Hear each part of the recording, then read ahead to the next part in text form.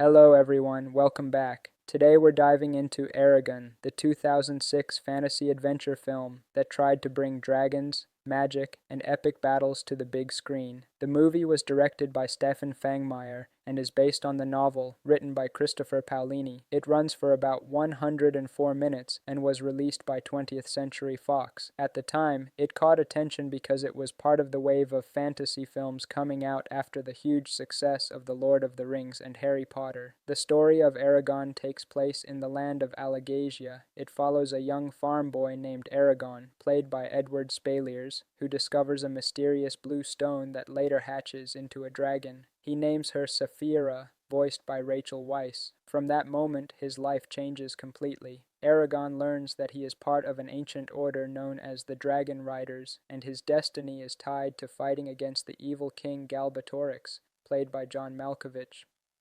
Along his journey, Eragon is guided by Brom, a former dragon rider portrayed by Jeremy Irons. Brom becomes a mentor, teaching him about magic, sword fighting, and the bond between a rider and their dragon.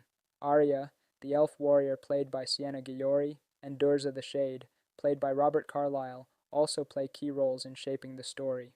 One of the main strengths of the film is the visual effects, especially in the creation of Saphira. At the time, the CGI work was praised for giving the dragon personality and emotion. The bond between Eragon and Saphira was the heart of the story, showing trust, loyalty, and courage. The action scenes with sword fights and magical battles also gave the movie a sense of adventure. However, the movie faced a lot of criticism as well. Many fans of the book felt that the film left out important parts of the story, and some critics said the plot felt rushed and too similar to other fantasy films. Despite having a strong cast with actors like Jeremy Irons and John Malkovich, the movie received mostly negative reviews for its pacing and writing. At the box office, Eragon earned around $250 million worldwide, which was decent, but not enough to launch the sequels that were originally planned. The studio had hopes to adapt the full Inheritance Cycle book series, but after the mixed response, those plans were cancelled. Even though it didn't become the franchise many expected, Eragon still holds a place in early 2000s fantasy cinema.